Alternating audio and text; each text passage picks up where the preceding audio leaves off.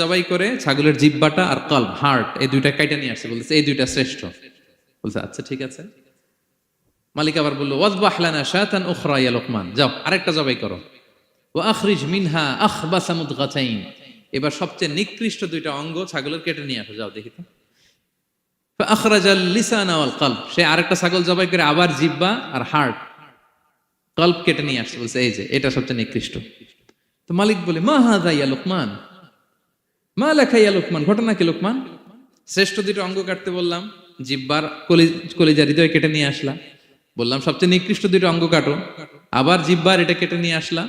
তো লোকমান বলতেছে জিহ্বা আর হৃদয় যদি শ্রেষ্ঠ হয়, কলব যদি শ্রেষ্ঠ হয়, এর চেয়ে শ্রেষ্ঠ অঙ্গ আর হতে পারে না।